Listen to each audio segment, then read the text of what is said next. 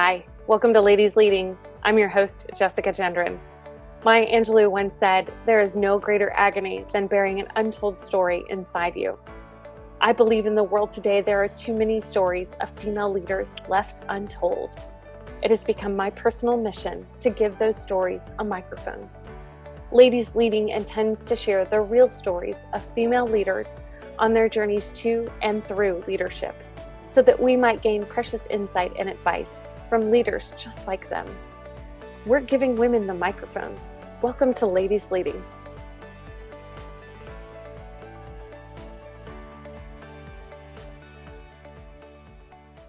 Hi, everyone. Welcome back to Ladies Leading. We are giving a new woman the microphone today. Today we have Amy Brown, and Amy and I go a couple years back. We were in a forum group together, and I'm excited to have her back on the show.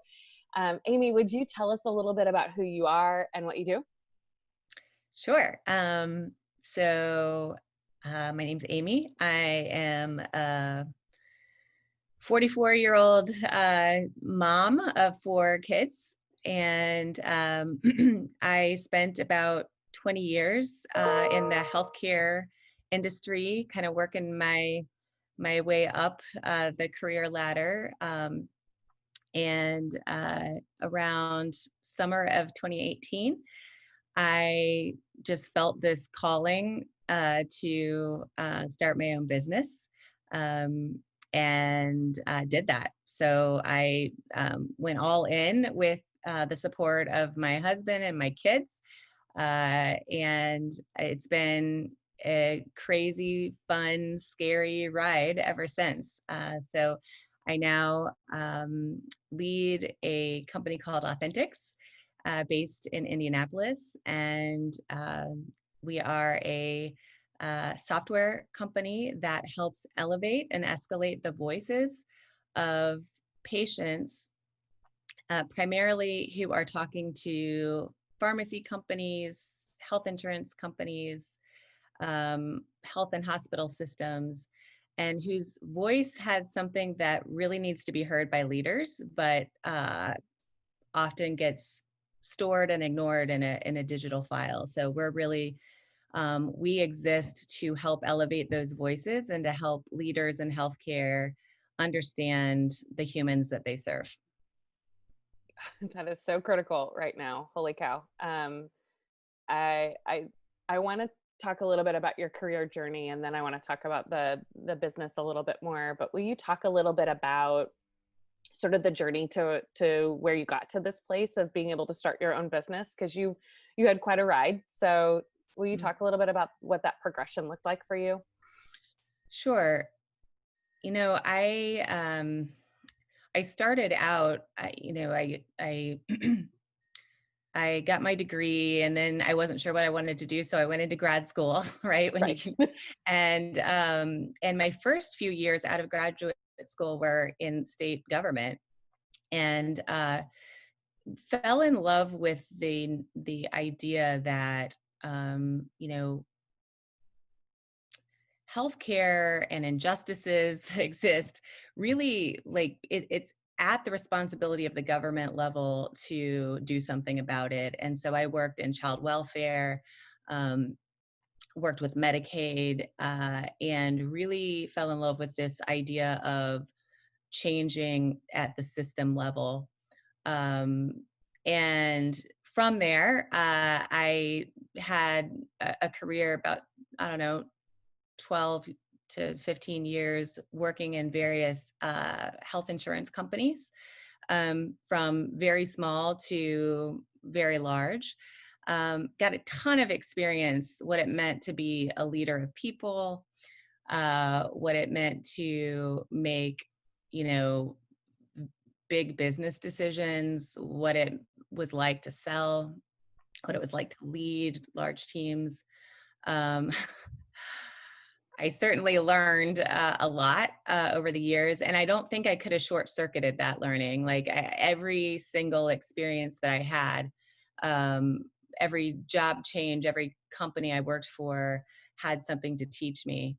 Um, about, I don't know, right before I turned 40, I had the opportunity to work in a startup and to really see what it was like to take something and rapidly grow it.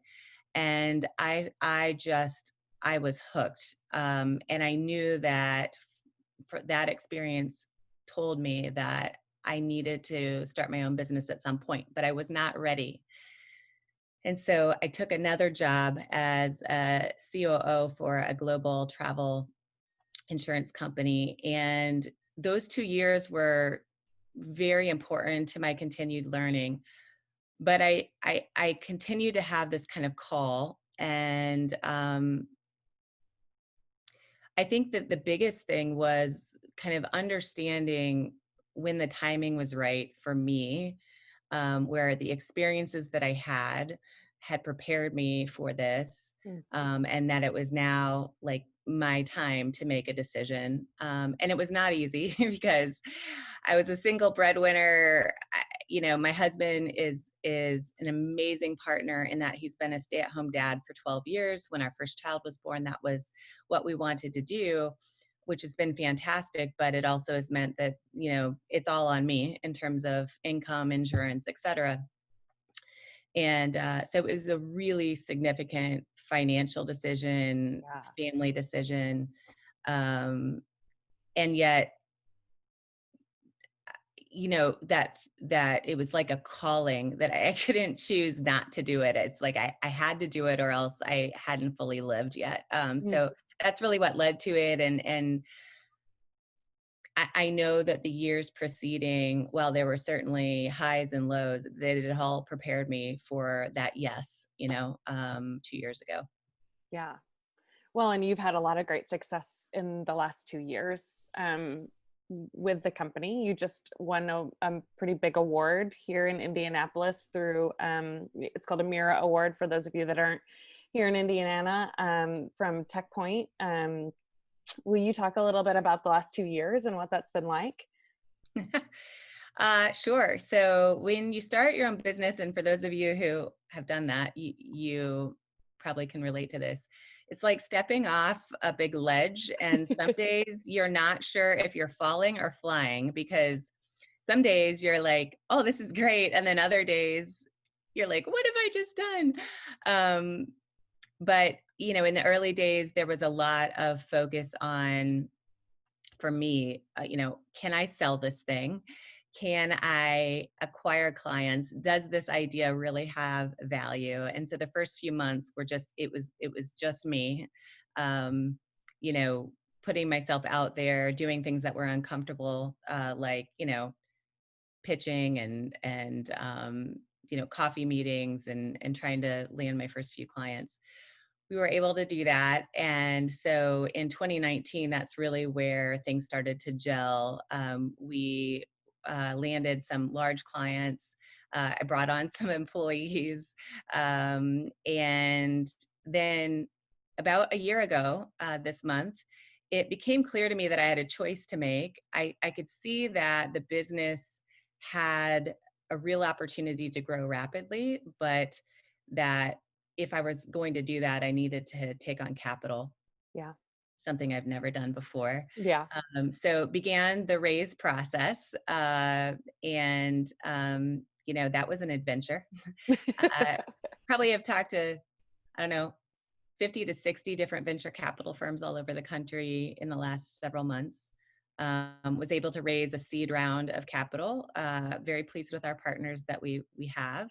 And life is a little different today. I have a board, I have a team of advisors. Um, and now the challenges with the business are really around now scaling. Mm. So the first was like just starting it and proving product market fit. Now the challenges are around scaling a team of people, to allow this thing to grow. So there's a challenge every single day. Some days I don't feel equipped, and then other days I feel like this is great. It's just part of the ride. Yeah. What do you think has been critical to your success along this journey? Um, That's a big question. Sorry. yeah, I think two things. The first is just really staying grounded in why I did this. and ensuring that every business decision I make is still linked to my values and still allows me to say, yes, this still feels like the mission and the purpose that I set out to achieve. And there's a lot of decisions that have to be made about who you bring on your team, what what money you accept from who, Yeah. how much you're willing to dilute your own equity in the company, all of those things. And I'd say that just staying really intentional about checking in with your mind, body, soul on whether you still feel like you're tied in. Those things are linked. So that's been really critically important, and that often comes with, like, the way I achieve that is through plenty of time for silence and Mm, reflection. yeah. Often it's early in the morning and just kind of a reconnection with myself and whether I'm still in alignment with what I'm doing. The second answer to the question in terms of what's been the key to our success, it's other people believing, um, listening, um, you know, supporting, and finding those allies that that are lifting you up and encouraging you along the way. And I'm so grateful for the clients, the advisors, the mentors that have joined me in this journey. That's awesome. I love this idea of staying grounded in your why and really just coming back to your values repeatedly. And I think that, a lot of young women in their early in their career paths maybe don't really know what those values are and maybe get themselves into trouble or make decisions that aren't in alignment. Will you talk a little bit about how you sort of became in tune with what those values are and how you sort of check in on those values? Like, do you have them written on a wall somewhere, or, what's that process like for you? I can so relate to what you just said about, women younger in their career may not exactly know what those values are, because that was totally me. I think that the analogy I use a lot to describe this phenomenon is when you get out into the world, and you often put on these various, call it armor, different clothes, different masks to help yourself perform in the environment you're in, Hmm. um, to do whatever you need to do to be successful, as defined by the environment or others in your in your working situation. And I did that. I played the game. I figured out what success looked like for my employers, my bosses, my colleagues, and I set out to achieve that. And I will say I was super competitive about it. Um, and honestly, I don't know if I could have gained the wisdom that I did without the years of experience Yeah. doing it. Like, I don't know if I could have learned this lesson any earlier, but over time, and particularly after I had enough job experiences and enough disappointments, with those kind of my fellow leaders and bosses, that I started to really figure out what was truly important to me in order to feel like I was living my best life. Mm, And I also started to, like, my source of self-worth started to become internal. In other words, that whether or not I had value was shifting from an external source to my own internal source. And once my self-worth was defined by me and not by others' measures, that's when I was able to say, okay, here's who I am. And life is just too damn short to live unauthentically to that. yeah. And I'm willing to change my lifestyle. I'm willing to change my comfort level to achieve true happiness in that. And that's really what happened and how it happened.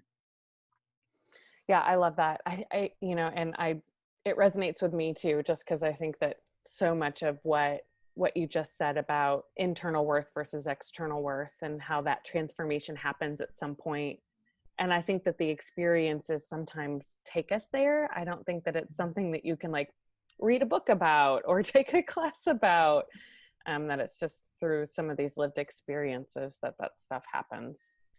Yeah, I'm raising a 12-year-old daughter right now who is, thinks that her worth is tied to her grades and tied to her ability to get into this club or that extracurricular activity and compete. And when I look at her and hear her talk, I see the former version of myself. And I wish that I could impart what I've learned, but I do. I agree that um, sometimes you just have to go through it and learn the lessons as they go. And so when I think about, women who are, at a different stage, a younger stage of their career, maybe the best advice is, or the best way to approach it is just approach it knowing that you have something to learn in this moment, but not thinking that this moment defines everything that you are, and just use it as a lesson, but not as um, a conclusion about who you are. It's a I love journey. that.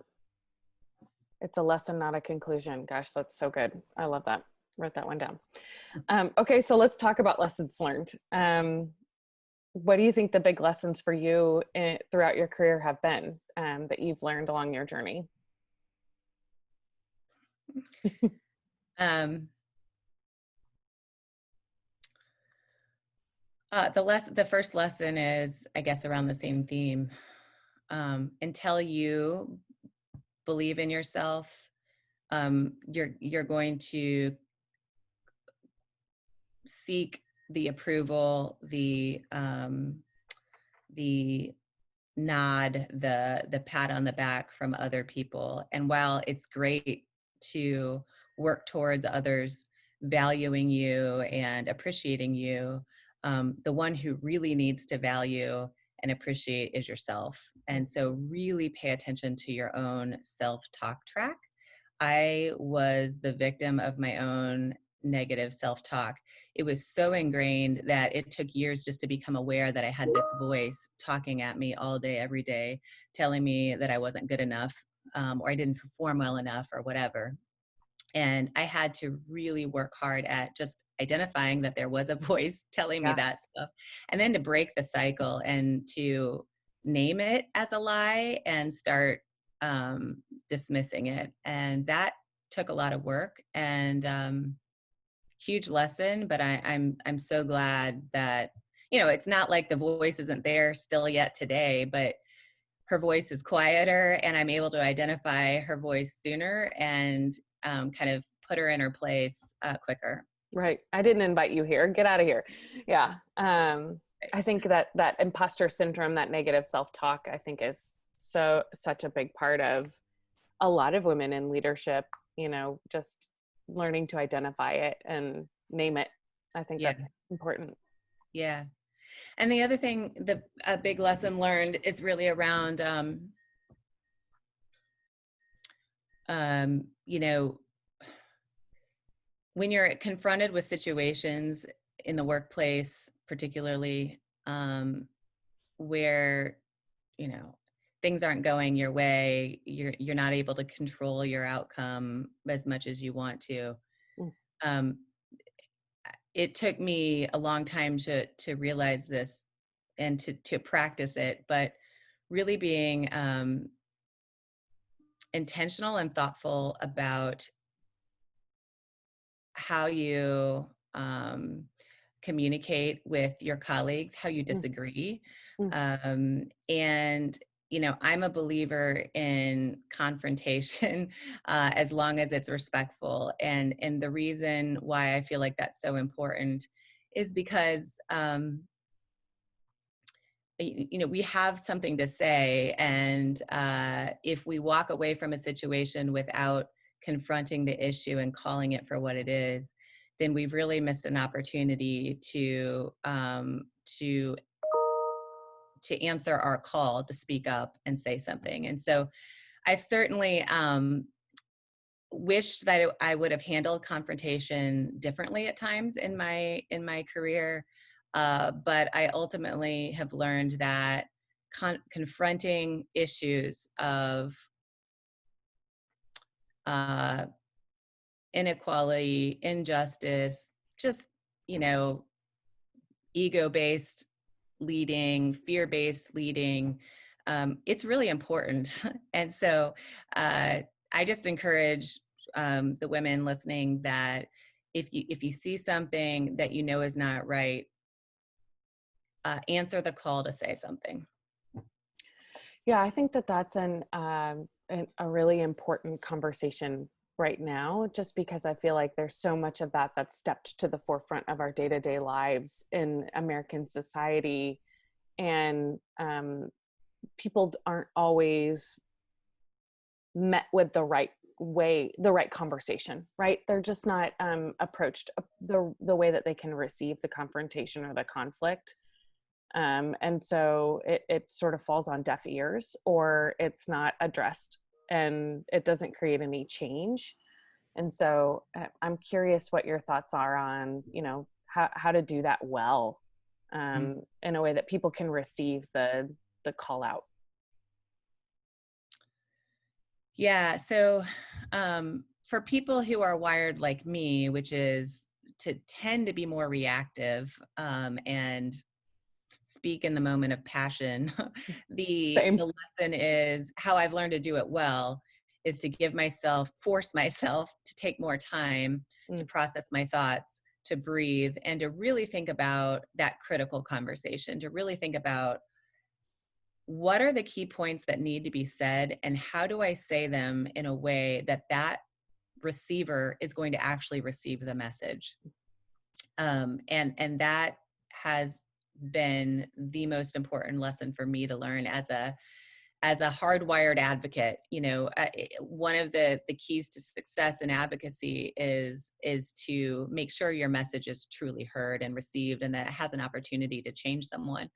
And so that's what I've had to work on. Now I have plenty of other friends and colleagues who tend to be on kind of the other end of the spectrum where for them, like the idea of confronting or bringing up their true opinion or perspective on a matter sounds horribly scary, and the idea of pulling their voice through and speaking up is terrifying.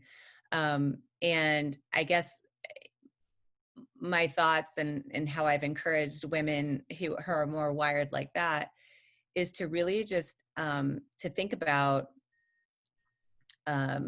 their role as this is not about them. This is about advocating for us, others, the other women or other people, humans that might be in a situation that is unfair or not right, and giving them tools for how to express yourself without it feeling overly aggressive or confrontational. Just certain communication methods to do that. So I mean, I think it kind of depends on how you're wired. But either way, whether you love confrontation or don't like it, you have a voice that needs to be heard. And so being intentional about figuring out how to get that voice heard is a really important part of our professional journey. Yeah. Yeah, I think that's an important sort of caveat of how you're wired. I'm sort of the person that reacts immediately and, kind of can have a tendency to lash out when I'm passionate and emotional about it. And so I've learned to give myself a little space too and just sort of take a breather, not be angry, and then, remember that it's not about me. I think the other thing that I've sort of learned over time is that I do much better when I assume that people are coming from a good place and that there isn't ill intent. And if I discover that there is later, that's another story. But, I just think so many people are it's misguided. It's not malicious. Yeah, and yes, agreed. The assuming positive intent is super important. I think also a lot of bad behavior is really just fear-based behavior. Mm, And so if you are, witnessing colleagues, bosses, leaders, say stuff, do stuff that just doesn't seem inspiring, a yeah. lot of times they're acting out of their own fears. And Mm, I think, my social work degree helped me deal with the C-suite in corporate America, because, once you start to understand that most people truly, no matter where they're at in their level of their career or organization, there's a lot of fear-based behavior, and understanding that and trying to help your colleagues through that is a key to the success of unlocking a real conversation. yeah, I love that. You're so right. Let's talk about being a mom and doing all of this stuff that you've done, starting a business, getting seed money, raising 4 children. I mean, you alluded to having a great partner, but let's talk about being a female leader and also a mom. Because I think, I talk to a lot of young women today, and I think they think they have to choose. They have to choose between the two, that they don't exist simultaneously. So we talk about that. 4 kids is like not a little brood of people. So, you know.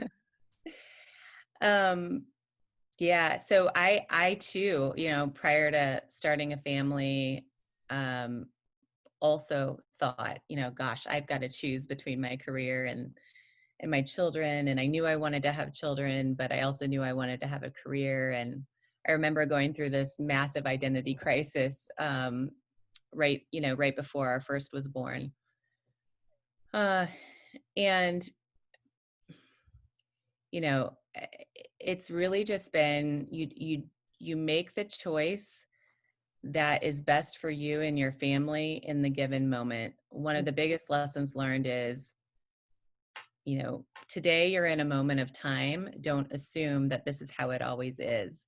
Mm, Um, my mom, I think, and this is, my mom said to me once, and I don't think this is an original quote, but you can have it all, Amy. You just can't have it all at the same time. mm, Like, so giving myself permission and a little grace to allow the seasons of life to happen, and to not assume that the right now meant the forever. mm, Um, that's been a really important part of integrating being a mom with my professional life. Um, and, you know, my professional life is a huge part of who I am and what I'm meant to do in this world, but so is being a mom. And I feel like one of the best gifts I can give to the world is, raising kind uh, humans that can then spread kindness to others. And you only get there when you invest your heart and soul into them. And so, um, you know, it's been imperfect, of course, but I try to keep that priority straight in my head. Now, that's not to say that every day is not a huge challenge. I was up this morning working at my computer. My third child came down. He's a son. He's 8, and he said to me, so just this morning, "Mom, when are you gonna not have to work anymore?" yeah. Yeah. And those little things, like, oh, they kind of tug at you. Yeah. But Yeah, I think the quarantine is really, my children are far more aware of me working than they've ever been, because they go to school and they go to daycare, and they don't know what I do all day when they're having fun, coloring and playing on the playground. And they're so much more aware of mommy sits in front of her computer and on the phone a lot. and that's been interesting. And I have the subtle sounds of my 5-year-old and my 2-year-old screaming at each other right now in the background. So it's just like, I think you're exactly right. I think that, I mean, I've always worked this many hours, or at least yeah, close to it. But they seem much more aware since we're working from home right now. And I think maybe that's just causing a little bit of like, it's hard for them to realize it. And I think for them, when I'm home, I'm supposed to be, it's playtime. And so the fact that I'm here, and not playing most of the time is confusing to them. So it's been both a blessing to be home during this time, but also it's been almost harder because when you leave the house to go to a job, you have that kind of psychological separation. And here it's like there's dissonance. It just doesn't, it's confusing to them. So yeah, it's been yeah. challenging. My 5-year-old is really having a hard time understanding why I can't take her to the pool in the afternoon. And I'm like, well, I can't take a call from the pool. So it's been an interesting challenge, that's for sure. But they're definitely more aware, and don't understand the play stuff for Yeah. sure. So talk to me, Amy, about advice that you have. We have a variety of women that watch this show pretty regularly, from very early in their career all the way to seasoned professionals, men and women, to be honest with you. But what advice do you have for women that want to lead or take on more responsibility or start a business? What's some advice you have for them? Um, my first advice is to align yourself with some mentors Mm, and people that lift you up, um, and see your value, and then utilize those relationships to ask questions, to learn. Be very intentional about your own development. um, Employers, while many of them have professional development programs, it's really hard for someone else to, execute on it if it's not you doing the leading of it. So in other words, own your own professional development mm, plan. Surround yourself intentionally with people you want to learn from. Ask for their time. Most of the time, I've been delighted and surprised throughout my career of how many leaders say yes. Say yes to giving me their time. mhm, So I strongly encourage men and women to find some people that you have watched that seem to um, lead in a way that you want to learn from, and ask for their time mm. and invest in your own professional development. Yeah, it's great advice. Um, Secondly, I would say, uh, whether you're hardwired as a risk taker or not, find ways to push yourself out of your comfort zone and force yourself to take risks. And one of the ways you can do that is to write down on a piece of paper, like the top 5 things that terrify you. Ooh, that's fun. and, uh, and pick one that you want to work on, and then make like baby step goals for yourself. If it's hard for you to speak up in a meeting, maybe a baby step goal is to, in this next meeting with my colleagues, I'm going to speak up within the first 5 minutes of the meeting, and I'm going to share my opinion or weigh in. So forcing yourself to take some risks that you can experiment with your own courage. Um, it's a really important practice in your own development of your confidence. And developing a strong sense of confidence and self-worth is critically important to promoting and leading, right? You have to, in order to be an effective leader, you need to be comfortable in your own skin. Because when you're comfortable in your own skin and you're comfortable in who you are, it really opens the door and allows other people to be led by you. When you have insecurities, when you have fear, when you are not yet, um, eh, you know, confident in your own self, your behavior is going to be about compensating for that.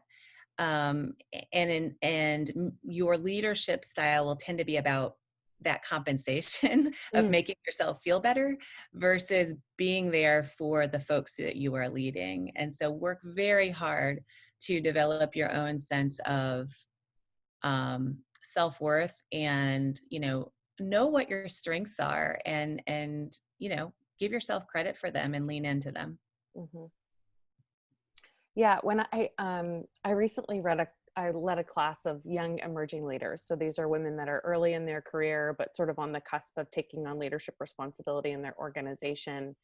And one of the things that we did at the very beginning of the class was I asked them to think about, what are their strengths and what are the things that they want to work to develop over the next 12 months that we were going to spend together. And it was really interesting to see how much they struggled with that exercise of just really not knowing the things that they're good at and what they need to do to prepare themselves for leadership that's coming for them. And so, do you have advice on doing that work and what that looks like and how they can be better, more thoughtful about that? Yes, I think it's really hard to, in a world where all metrics of your worth are these external sources, it's really hard to write down on a list what your strengths are. Yeah. If you've been, you know, designed to perform to other people's standards. So here's where I like to start. And of course, this took years for me to, oh, well, this is a good way to start.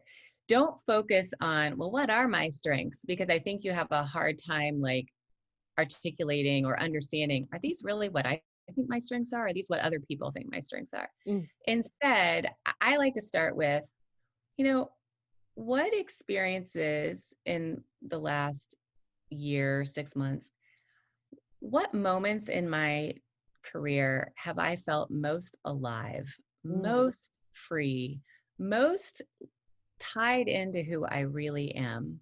Was it when I was working on this one research project because I was able to like dig into data and that's, oh, I just loved that? Or was it when I was coaching my colleague on a problem she was dealing with? Like, your strengths can be found when where you feel most happy and alive. So think about that, right? Think about when do I feel like, wow, I am who I am right now. I'm loving this right now. Think about those times and then start writing down, well, what were you doing during those times? That's where you'll find your strength. yeah, that's great advice. That's great advice. And I don't think that we really think about it that way, particularly earlier in our careers of, what's the stuff that gives me life? And that those are the things that I'm going to continue to invest my time and, you know, find places in my career to pour into those things. It just, somebody tells you you're good at sales, so you just keep doing sales, but it doesn't make you feel good. Right. I I know it's cliche, but that whole concept of when you found what you're really meant to do, it doesn't feel like work. Mm-hmm. There's a lot of truth to that. When you are doing something that feels naturally like organic to who you are, and you are dialed in to exactly who you are, and you're giving your gifts to the world in this moment. That is the sign that that's where you will find not only your strengths, it's also where you'll find your success. It's where you will find how you can best contribute to the world, how you can Mm-hmm. best contribute to other human beings, to your organization. When you're aligned with, when your job or your work is aligned with who you are, that's when like magic happens. And it takes work and effort, especially the part of dismissing other people's definitions of what success looks like. You really have to define them for yourself. Yeah. Yeah. This is therapeutic for me, Amy. I feel like I'm getting, I feel like I'm getting a personal coaching session, right? This is exactly what I needed to hear today. Oh, good. Um, I think everybody else watching will feel that way too. So talk to me about what are the skills or traits that you think that women need to be successful? What's critical?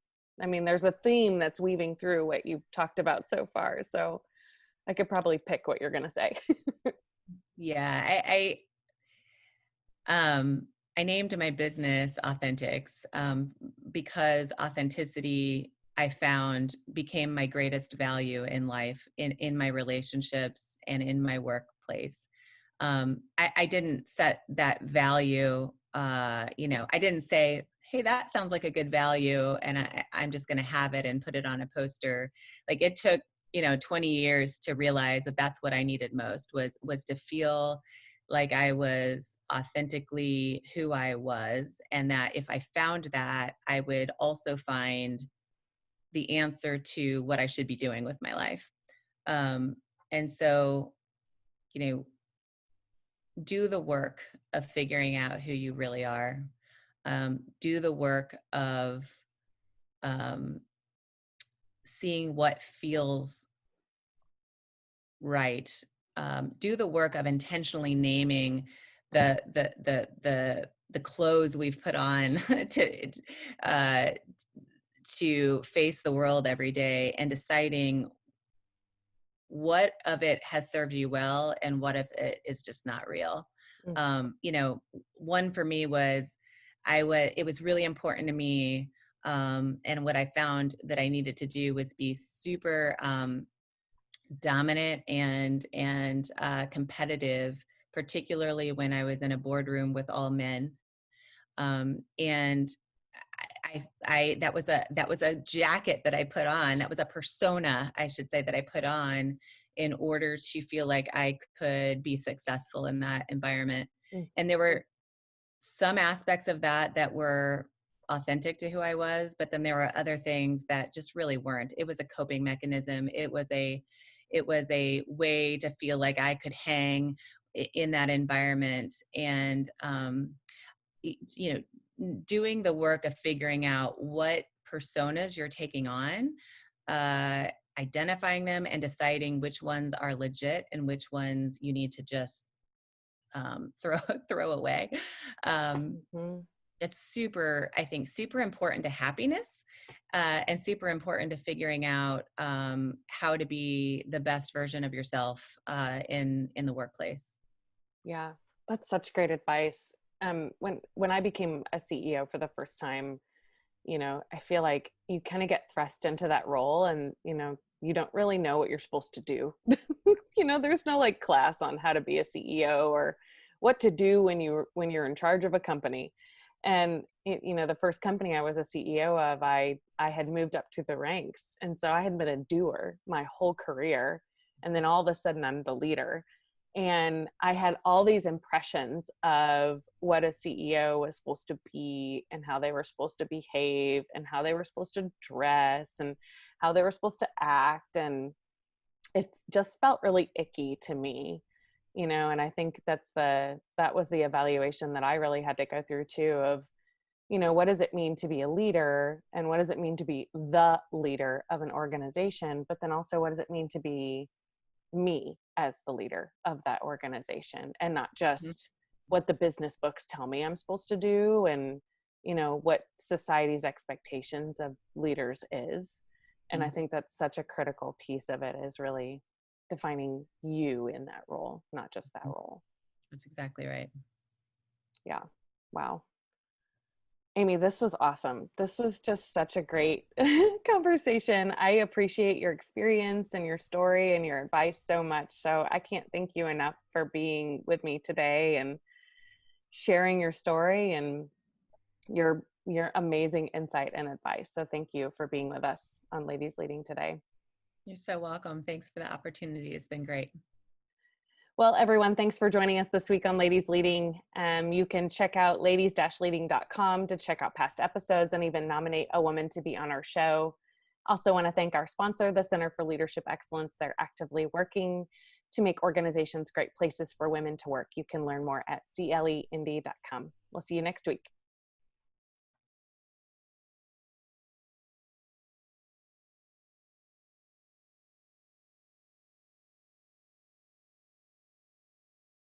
I met Amy several years ago as a part of a mastermind group for company executives. And it was right at the time where she was starting to think about leaving her current company and start this business that soon became Authenticx.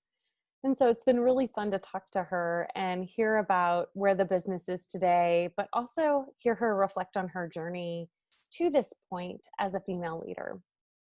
I think there's three core lessons that I want you to take away from Amy's episode. One is about being a constant learner. I think there were so many moments in Amy's interview where she talked about lessons that she had learned and the way she evaluated experiences and how she looked at all of these experiences, both positive and negative, as opportunities to learn and grow. And I think that's such an important trait for us as female leaders. The second one is about building greater self-awareness and self-worth. I think Amy talked a lot about building self-worth and identifying self-worth through an internal source, ourselves, as opposed to maybe external sources. And I think that that work is long and arduous, and it happens over time in our careers. But I think it was a really important point. And then the last lesson, I think, is really about authenticity, but not maybe in the traditional sense of be yourself. I think it's more about understanding who you are, understanding what your values are, and also understanding what your worth is and being that unapologetically. And I think that that was a really important piece of Amy's interview. You know, it's no coincidence that her company is named Authenticx, because I think it's something that's intrinsically a part of who she is. But I found her comments about authenticity and some of the things we discussed a very different take on what authenticity is, particularly because authenticity is becoming, the word authenticity is becoming such a sexy sort of hot topic in the industry. And so I want to talk a little bit about those three things with you today. The first one was really about being a constant learner. I really loved some of the things Amy said about using all the opportunities of our career journey to really learn from those experiences. At the very beginning of the episode, took lots of notes again. At the very beginning of the episode, she said, I certainly learned a lot, in reference to some of the experiences throughout her career and her sort of career journey up to this point. But then she went on to say, I don't think I could have short-circuited that learning. Every single experience that I've had, every job change, every company that I've worked for had something to teach me. And I think that that was such an important moment very early on in the interview, where she talked about all of these experiences throughout her career journey, both good decisions she's made and bad decisions she's made about career path, opportunities she's taken, experiences that she's had. She looked at all of those things as learning opportunities and not necessarily as failures. And I think a lot of times in our career as women, when we have some quote unquote failures, we let those overcome us. We let those define us. And I think Amy's point was, failures are great opportunities for us to learn and grow. They're great opportunities for us to look at our experiences, what was good, what was bad, and learn lessons from them. You know, later in the episode, she said, approach it knowing, in reference to bad experiences, approach it knowing you have something to learn in this moment, but not thinking this moment defines everything you are. Use it as a lesson and not a conclusion. And I think that that was the point of, let's not let these failures be a conclusion about who we are as a leader, or who we are as a professional, or who we are as an expert in our area or our field or in our position. Let's use them as lessons that create opportunities for us to learn and grow as female leaders. I think it sort of weaves into this conversation that we had several episodes ago with Sherry Rosso about being humble as a leader. And I think one of the traits of humble leaders is that they use these failures not to push blame or not to defer responsibility or not to ignore problems, but they use failure and they use mistakes as opportunities to learn and grow and learn important lessons about leadership and about who they are as a professional.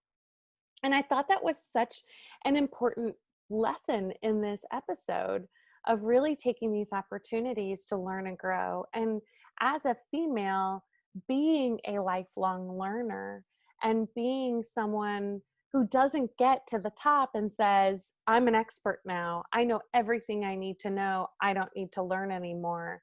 Because I think that that's when we start to see leaders fail. You know, very late in the episode, Amy also said, be very intentional about your own development. Own your own professional development plan. And I thought that that was a really critical piece too. That's such a big part of how we continue to learn and grow throughout our careers. Our bosses, our supervisors, our leaders don't always sit around and think about, how can we provide opportunities for Jessica to learn and grow as an up and coming leader? Or how can we provide an opportunity for our senior vice president, Jessica, to learn and grow? People don't sit around and necessarily inherently do those things for us. Now, there's some organizations who do, but it's rare. And so we have to take some responsibility over our own growth and our own learning because people aren't going to inherently look for those things for us. And so we have to ask and advocate for opportunities to learn and grow in areas that we want to learn and grow. You know, I think all the way back to the very beginning of our second episode with Angela Freeman, where she talked about wanting to go to law school and being a scientist and having that built into her professional development plan at her employer so that it became a priority, not just for her, but for her employer as well. And so I think that that's where we talk about advocacy when we look at, okay, how am I going to take responsibility for my growth and how am I going to prioritize that learning and growth? The other thing that Amy said that I really loved about learning and growing was to find ways to push yourself outside of your comfort zone. Force yourself to take risks. And I think that that is such an important piece of advice and feedback. As females, if we want to continue to learn and grow, yes, we can go to conferences and we can attend a class and we can sit in on a webinar or we can watch the ladies leading episodes and learn lessons there. But if we really want to learn and grow, we've got to force ourselves to do things that are outside of our comfort zone and take some risks. Do things that feel hard and scary. She even said, write down the top 5 things that terrify you. And I thought that was such a great piece of advice of looking at what are the things that are most scary to me and how can I lean into them instead of shy away from them? You know, there's this book that I've read, it's called Talent is Overrated. And one of the things that they talk about is that people who are very talented at what they do something that's called deliberate practice, meaning they lean into the places where they were weak and they push themselves out of their comfort zone regularly in those areas so that they can grow. And there's this quote in the book where it says, there's no growth in your comfort zone. If you want to grow, you have to get uncomfortable.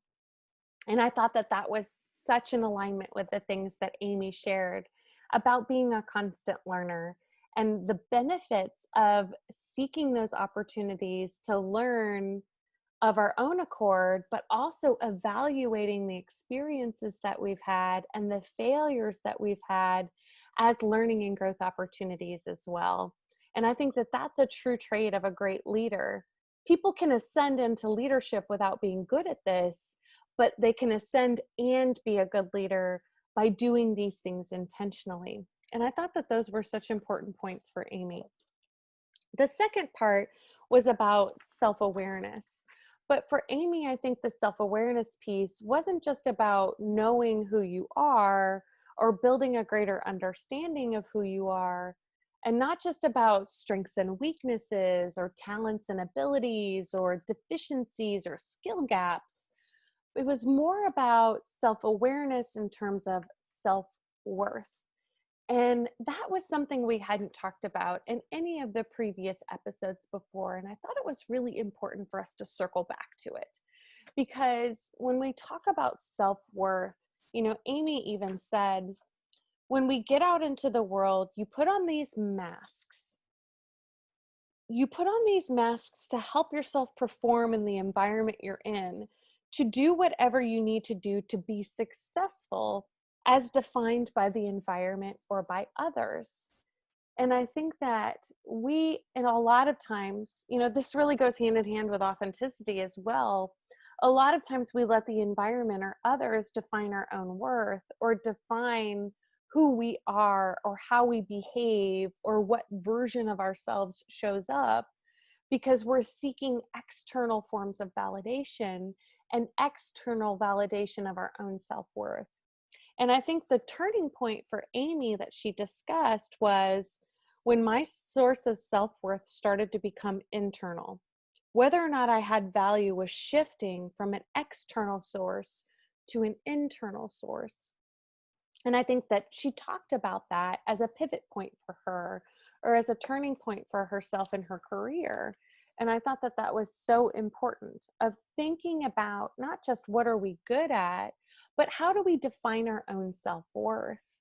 And how do we start to seek opportunities to create self-worth from an internal source as opposed to an external source? And I think the more work that we do around self-awareness allows us to build better self-worth, and not just authenticity or not just awareness, but really about what makes us who we are and why is that valuable? And not just valuable to others, but valuable to us. And I think that that's what's so critical. When we know our own self-worth, I think it opens us up to take more risks and to seek greater learning opportunities and to not be afraid to fail. And so these three learning components are so interconnected in terms of being a lifelong learner and seeking opportunities to learn and grow, but also continuing to grow our own self-worth as internally defined, as well as becoming the more authentic version of ourselves. They kind of all go together. You can't do one without working on the others as well. And I thought that, just her points about a lot of that stuff were so valuable. I think particularly for us as women. Now, I'll say this. When you're not the boss, when you have a boss, when you have a boss's boss, or when you have a boss's boss's boss's boss, it's hard to not worry about the definition of success for others when you are accountable to those definitions of success that others set for you. And so there's this constant push and pull that we have to navigate as female leaders, because we are accountable to other people's definition of success, or these external self-worth evaluators versus the internal self-worth evaluators. And so there's this tug that we have to take. But I think that reflection and that constant learning and that constant seeking to truly understand what our values are and what is our purpose in life, I think those things allow us to maybe understand that there are external measurements of self-worth based on other people's expectations of us or other environments' expectations of us. But there are also internal criteria for our own self-worth that tells us I matter. I have value. I am enough. I have worth. And I think that worth is derived from self-awareness, and that self-awareness is derived from authenticity. And so we really have to be willing to do that work. Amy talked about early on in the episode, what's made her successful and what's allowed her to continue to grow the business the way that she had. And she responded by saying, staying grounded in my why. I did this, and ensuring every business decision is linked to my values. And so really thinking about not just what are we good at, what are our strengths and our weaknesses, what are our talents and what are our opportunities, but also thinking about what are the things that are most important to me? What is my why? And how can I continue to build greater understanding, greater skill, greater talents, but also filter every decision and every opportunity through those lenses as well? And I think that that's the real critical key. I think, there were a couple other really meaningful things that Amy said, but ultimately she said, do the work of figuring out who you really are. Because I think that when we figure out who we really are, we have greater self-awareness. We have an internal definition of self-worth. And we understand that all of these opportunities that we encounter in our careers, whether they be failures, whether they be successes, whether they be positive experiences or negative experiences, whether they be good decisions or bad decisions, or good interactions or bad interactions, or everything in between, that all of those things allow us to better understand who we really are and define our worth through those things. And I think that that's really what I want you to take away from Amy's episode. I'll leave you with a couple of my favorite quotes of hers. She said, "Your strengths can be found when you feel most happy and alive." And you have to ask yourself, what moments in my career have I felt most alive? When your job and your work are aligned with who you are, that's where the magic happens. And I think that Amy's messages of seeking these opportunities to evaluate and to learn and grow, and to build better self-awareness, and to grow your internal definitions of self-worth, and to be more who you are, allows us to align our job with who we are. And that's where the magic happens. I loved talking to Amy, and I thought that it was such a unique perspective, and her business is growing and thriving in such cool and incredible ways. I think there's so much we can learn from her. Thank you all again for joining me this week on Ladies Leading. Please be sure to check out our website at ladies-leading.com, where you can see past episodes and even recommend another female leader to be on the show. And I want to give a special thanks to our sponsor, the Center for Leadership Excellence. They're actively working to make organizations great places for women to work. You can learn more at their website at cleindy.com. Thanks again, and we'll see you next week when we pass the microphone to another female leader.